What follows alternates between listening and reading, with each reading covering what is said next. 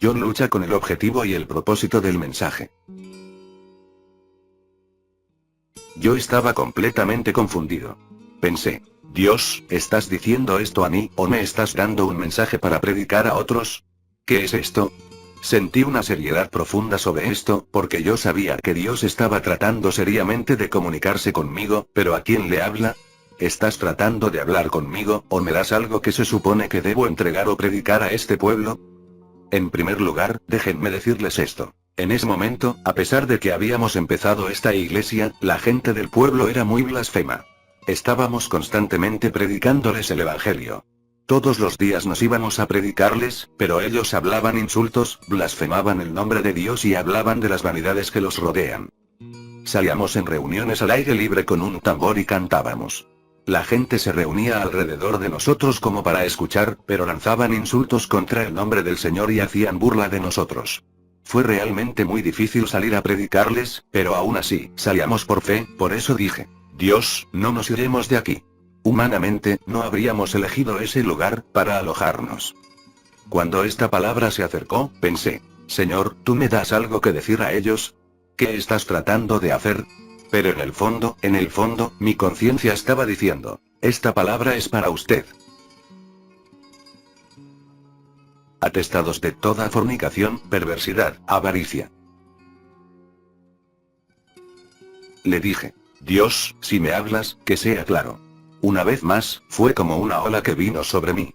Sentí fuertemente ir a la Biblia y leí Romanos 1, 28, 32, que dice, y como a ellos no les pareció tener a Dios en su noticia, Dios los entregó a una mente reprobada, para hacer cosas que no convienen, estando llenos de toda injusticia, fornicación, perversidad, avaricia, maldad, llenos de envidia, homicidios, contiendas, engaños y malignidades. Murmuradores, detractores, aborrecedores de Dios, injuriosos, soberbios, altivos, inventores de males, desobedientes a los padres, necios, desleales, sin afecto natural, implacables, sin misericordia. Quienes habiendo entendido el juicio de Dios, que los que practican tales cosas son dignos de muerte, no solo las hacen, sino que también se complacen con los que las practican. John trata de razonar y discutir con Dios. Esto fue lo que me pasó a mí. Yo podía ver a través de esa lista y no podía decir, ninguna de esas cosas están en mi vida. Yo pude detectar una serie de cosas que me hicieron decir, está bien, sé que, eso y eso están en mi vida. Y entonces le dije, pero todos los días antes de ir a la cama, me pongo de rodillas y confieso los pecados. Los confieso y te digo que me perdones. No puedo creer que tú eres un Dios que castigue a pesar de eso. Tú dices que cuando confesamos nuestros pecados, tú eres fiel y justo para perdonar, 1 Juan 1, 9. Estoy mencionando esto y quiero que lo conecte a otra cosa que mencioné antes, y fue cuando el Señor me dijo, quiero que vivas por la fe. Voy a conectar más tarde esto de nuevo. Entonces dije, Dios, si realmente estás diciendo esto a mí, por favor, sé específico. ¿Qué he hecho fuera de lo común? ¿Qué es lo que he hecho? Tal vez yo no lo noté. Atesoras para ti mismo ira en el día de la ira. Podía sentir la ira del Señor, pude sentir el desagrado del Señor. Todo mi ser estaba temblando, pero no sabía en qué arrepentirme. Mientras todavía estaba tratando de razonar, de nuevo, esa ola se apoderó de mí y la escritura cayó en mi corazón en Romanos 2, 1, 5, que dice, por lo tanto, eres inexcusable, oh hombre, quien quiera que seas, que juzgas. Pues en lo que juzgas a otros, te condenas a ti mismo, porque tú que juzgas, practicas las mismas cosas. Pero sabemos que el juicio de Dios es según verdad contra los que practican tales cosas. ¿Y tú piensas esto, oh hombre, tú que juzgas a los que practican tales cosas y haces lo mismo, que tú escaparás del juicio de Dios? ¿O menosprecias las riquezas de su benignidad, paciencia y longanimidad, ignorando que su benignidad te guía al arrepentimiento? Pero por tu dureza y por tu corazón no arrepentido, atesoras para ti mismo ira para el día de la ira y de la revelación del justo juicio de Dios. Él va a dar a cada uno conforme a sus obras. Tengo que confesar que, en ese momento, todo mi ser se apoderó de miedo. Yo pensé, Dios, el mal es grande, pero yo ni siquiera sé lo que es. Sé que estás muy disgustado conmigo, pero yo no entiendo. Seguí leyendo en el versículo 6, que dice, Él pagará a cada uno conforme a sus obras. vida eterna a los que, perseverando en bien hacer, buscan gloria y honra e inmortalidad, pero a los que están en el egoísmo y no obedecen a la verdad, sino que obedecen a la injusticia. Ira y enojo, tribulación y angustia sobre todo ser humano que hace lo malo, al judío primeramente y también al griego. Pero gloria, honra y paz a todo el que hace lo bueno, al judío primeramente y también al griego. Porque no hay acepción de personas para con Dios. Yo estaba pensando, Dios, yo no sé qué hacer ahora. No sé cómo orar. No sé lo que he hecho. Yo sé que algo está mal, pero no sé lo que es. Entonces seguí pensando, me gustaría que me dijeras algo. Me gustaría que pudieras hacerlo más claro. Cuando yo estaba diciendo eso, la ola se apoderó de mí una vez más, en Romanos 2, 17, 24, que dice: He aquí, tú tienes el sobrenombre de judío, y te apoyas en la ley, y te glorías en Dios, y conoces su voluntad, e instruido por la ley apruebas lo mejor, y confías en que eres guía de los ciegos, luz de los que están en tinieblas, instructor de los indoctos, maestro de niños, que tienes en la ley la forma de la ciencia y de la verdad. Tú, pues, que enseñas a otros, ¿no te enseñas a ti mismo? Tú que predicas que no se ha de hurtar, ¿hurtas? Tú que dices que no se ha de adulterar, ¿adulteras? Tú que abominas de los ídolos, ¿cometes sacrilegio? Tú que te jactas de la ley, con infracción de la ley deshonras a Dios. Porque como está escrito, el nombre de Dios es blasfemado entre los gentiles por causa de vosotros. Estoy seguro de que pude conectarme con mi corazón cuando leí esta última afirmación. Te lo dije, Señor, la gente estaba blasfemando. Decían cosas contra el nombre del Señor. Pero mi cuerpo temblaba cuando leí esto. Tú, que predicas a los demás, ¿no puedes predicarte a ti mismo? Que enseñas a otros, y no te enseñas a ti mismo. Tú le dices a los demás que no roben y robas, que no hagan esto y lo haces tú, y finalmente, como está escrito, el nombre del Señor es blasfemado por tu culpa. Se trataba de una palabra tan personal. Era como si él estaba diciendo, todo lo que ves allí, todo lo que están las personas del pueblo haciendo y diciendo en contra del nombre del Señor, es debido a la forma en que vives tú, es debido a tu forma de caminar, y no solo eso, fue escrito sobre ti. Una exhortación en la plantación de plátano. Todo mi ser quería gritar. Yo no podía seguir adelante. Cerré la Biblia y dije, Dios, yo no sé qué hacer. En ese momento, el equipo regresó de la evangelización. Llamé a la hermana que empezó todo esto, y le dije, ven conmigo. Ella vino y nos fuimos a la plantación de plátanos. Le dije, ayúdame. Desde que me desperté esta mañana, no puedo orar. Cuando trato de pedir al Señor, Él me enseña que está muy disgustado conmigo. Ni siquiera sé cómo arrepentirme. No sé cómo traer arrepentimiento. ¿Me puedes ayudar? Ven a orar conmigo. Ella dijo, está bien, pero ¿qué has hecho? ¿Qué ha salido mal? Le dije, no sé. Ella dijo, pero, ¿cómo puedes arrepentirte de algo que no sabes? Le dije, Dios está muy disgustado conmigo. Y ella dijo, ¿cómo sabes que está disgustado? ¿Cómo te enteraste? ¿Qué ocurrió exactamente? Tuve que decirle todo lo que he estado experimentando a través de las escrituras. Mientras hablaba con ella, pude ver que el miedo vino sobre su rostro. Sus ojos se agrandaron y ella tenía una especie de temblor. Mientras recorría las palabras por donde me llevó el Señor, llegué a la última declaración de las Escrituras, y ella gritó. Ella comenzó a llorar a Dios y a decir, Dios, ten misericordia de mí. Ten misericordia de mí. Soy una pecadora. Por favor, ten misericordia. Ella no estaba orando por mí, ella estaba orando por ella misma.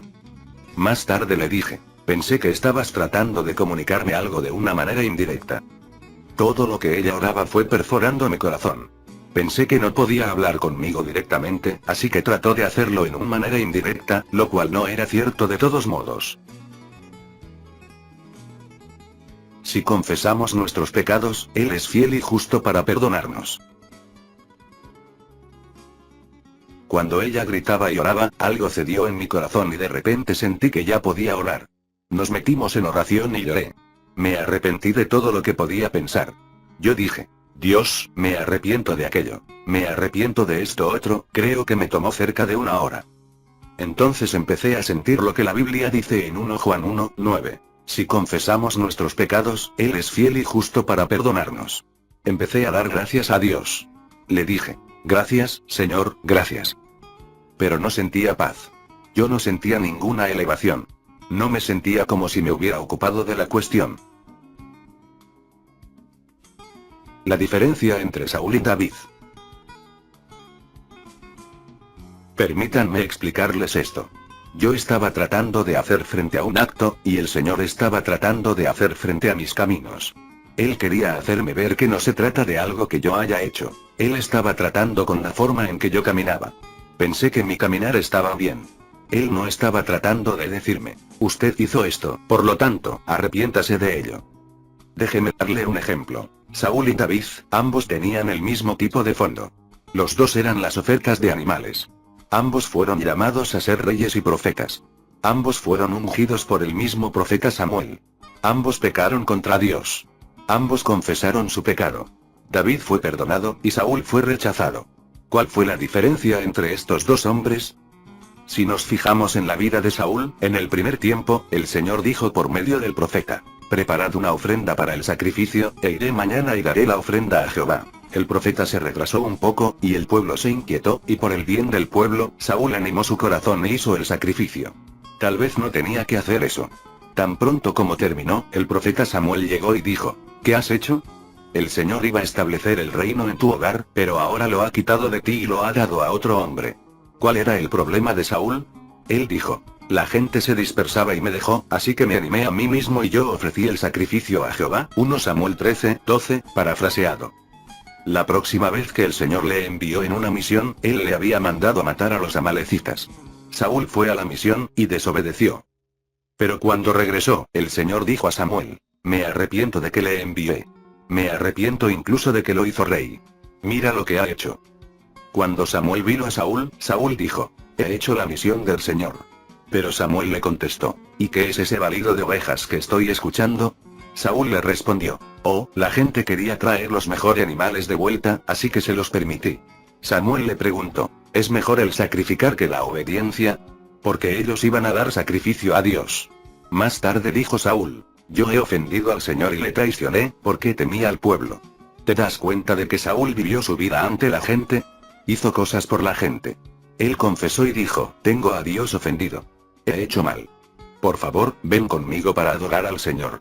Samuel dijo: no voy a ir contigo.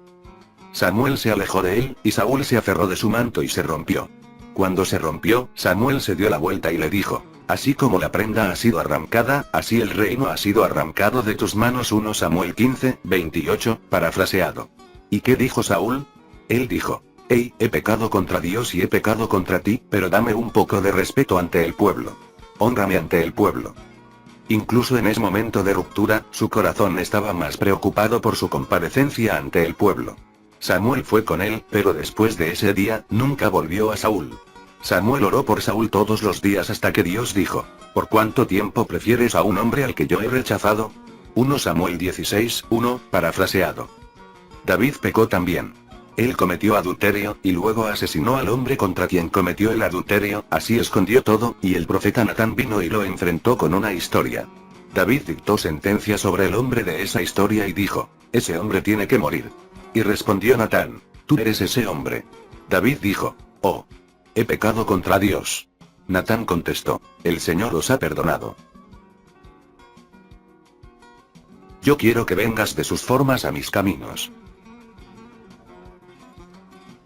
¿Cuál es la diferencia? No se trata tanto de la ley, se trata del camino. La Biblia dice que David tenía un corazón conforme al corazón del Señor. Su camino fue querer conocer al Señor. Cayó como un hombre cualquiera podría caer, pero su camino deseado de toda su vida era vivir para el Señor. Esa es una gran diferencia. Eso es lo que el Señor estaba enfrentando en mi vida. Él no quería enfrentar un acto, Él se enfrentaba a mis maneras.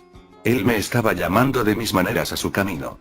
Yo estaba sirviéndole a Él, estaba viendo gente que se salvaba, yo estaba viendo iglesias siendo plantadas, estaba viendo personas sanadas y entregadas a Dios, pero Dios me estaba diciendo: quiero que salgas de tu camino a mis caminos. He sido crucificado con Cristo, y ya no vivo yo. Eso es lo que significa vivir por fe. ¿Te acuerdas de cuando la gente le preguntó a Jesús: entonces, ¿qué vamos a hacer? ¿Qué obras hacer que Dios exige? Y Jesús dijo: esta es la obra de Dios, que creáis en el que Él ha enviado. Juan 6:29. Cuando creemos en Jesús, ¿qué pasa?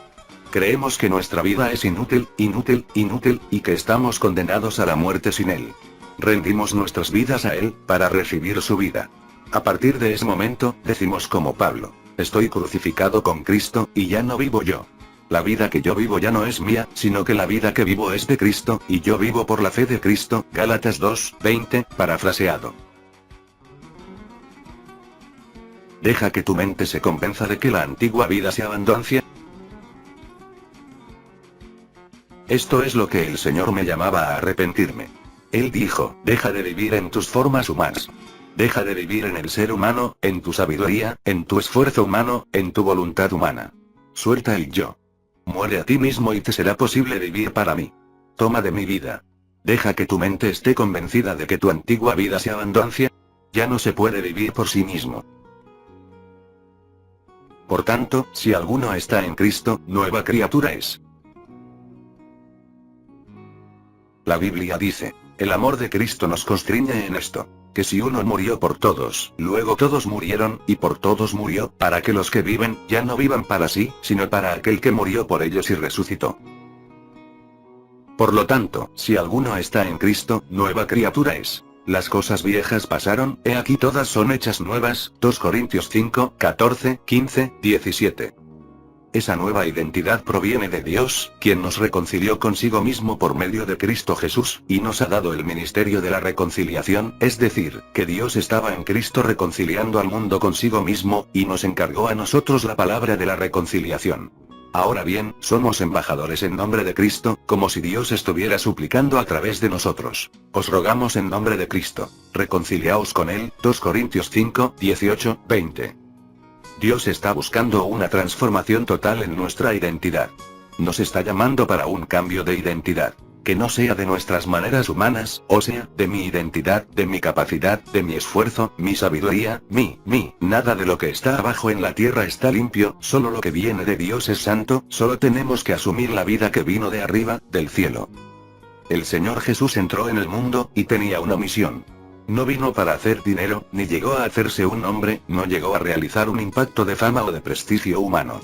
Vino para una misión. Porque tanto amó Dios al mundo, que ha dado a su Hijo unigénito, para que todo aquel que en Él cree no se pierda, mas tenga vida eterna. Porque Dios no envió a su Hijo al mundo para condenar al mundo, sino para que el mundo sea salvo por Él. Juan 3, 16, 17. Dios me estaba llamando a vivir su vida, su identidad, su causa, su misión, y a renunciar a mis ambiciones, mis sueños, mis deseos, mis derechos, para poder asumir la suya, y por lo tanto poder reclamar su herencia, su identidad, lo cual se encuentra en su nombre. Eso es lo que quiere decir, creer en aquel que fue enviado. Esa es la obra del Señor. Yo nunca había conectado los dos aspectos. ¿Se han avergonzado de haber hecho abominación? No. Ese día, después que el Señor habló a mí, y después de haber orado mucho, me dije a mí mismo: he orado lo suficiente. Estoy seguro de que el Señor tuvo que haber escuchado mi oración. Por ahora me ha perdonado. Pero yo no sentía paz. No me sentía en libertad. Sentía esa misma culpa aún sobre mí. Entonces le dije: Señor, dame una palabra que consuele mi corazón. Dame una palabra que alegre mi corazón, por favor. Mi hermana seguía allí llorando con dolores ante Dios, y yo lo que estaba pensando era: he orado lo suficiente. Pero debido a que Dios había enviado una palabra para mí, le dije: déjame hacer esto, Señor. Yo solo voy a colocar mi Biblia y la abriré, y donde mis ojos fijen mi mirada, eso es lo que voy a tomar como palabra de Dios para mí. Yo estaba muy atento. Aquí es donde mi mirada se posó en cuanto abrí la Biblia. Fue en Jeremías 6, 14, 15 que dice: y curan la herida de mi pueblo con liviandad, diciendo: paz, paz. Y no hay paz. ¿Se han avergonzado de haber hecho abominación? Ciertamente no se han avergonzado, ni aún saben tener vergüenza. Por tanto, caerán entre los que caigan. Cuando los castigue caerán, dice Jehová. Esa fue la palabra que recibí. Esa es la palabra que yo busqué, esa es la palabra que vino a mí. Mi mirada se posó sobre esa escritura. Yo estaba tan frustrado que tomé mi Biblia y la tiré a la basura. Yo dije: Dios, soy un pecador más allá de lo que entiendo. Ni siquiera sé cómo arrepentirme. Empecé a gritar: ten piedad de mí. Dame la gracia del arrepentimiento. Si hubiera venido hoy para tomar a mi novia, usted no sería parte de ella.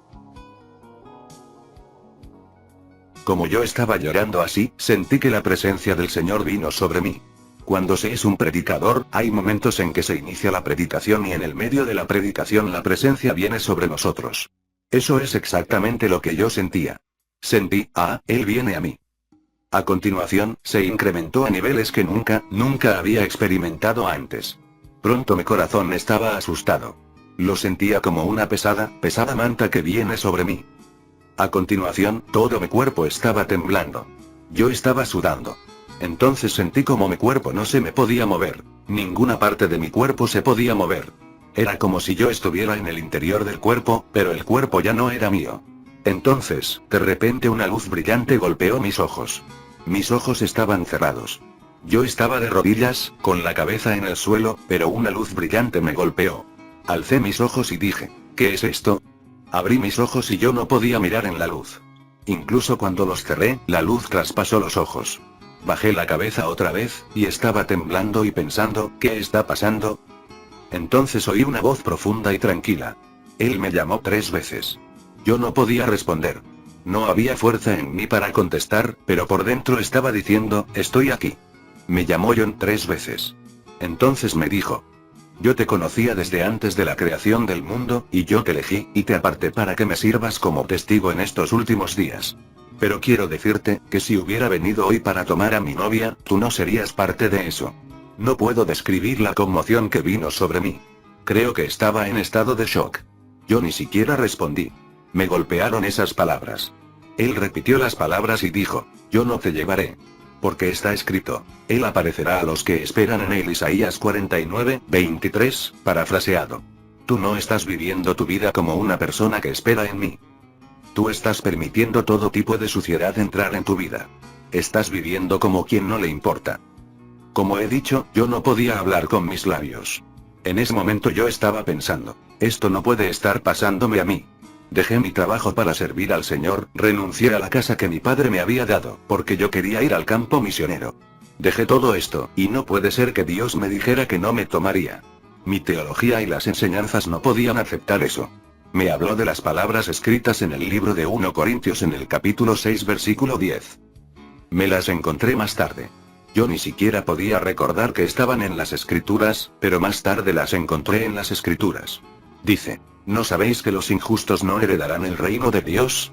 No se dejen engañar, ni los fornicarios, ni los idólatras, ni los adúlteros, ni los afeminados, ni los sodomitas, ni los ladrones, ni los avaros, ni los borrachos, ni los maldicientes, ni los estafadores, heredarán el reino de Dios.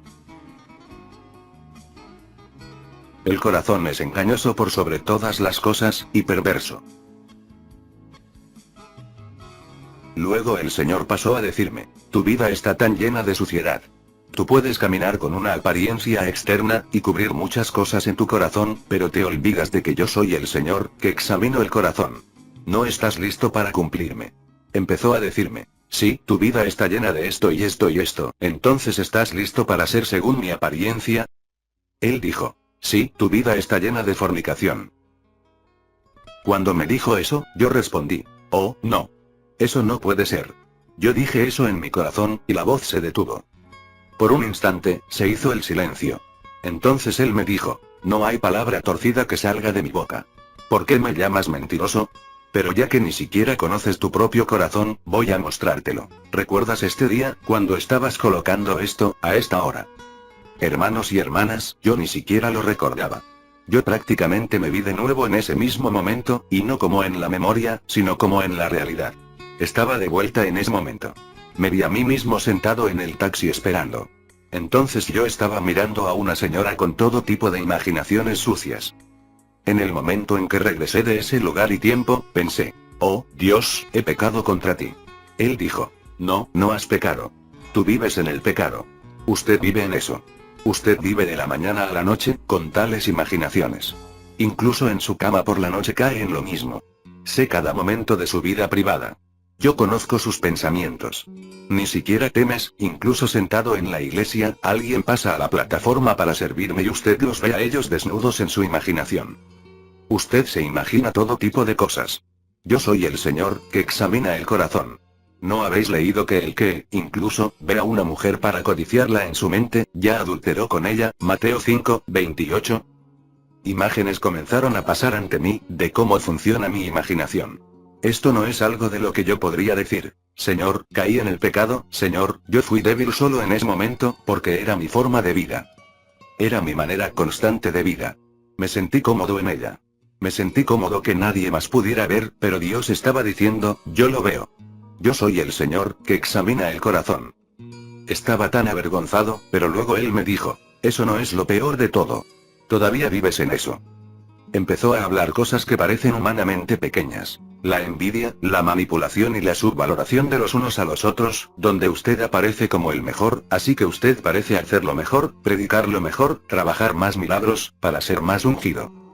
Toda la manipulación y la autopromoción, todos los rencores que tenemos en nuestros corazones cuando vemos a alguien más que está siendo promovido o reconocido ante nosotros.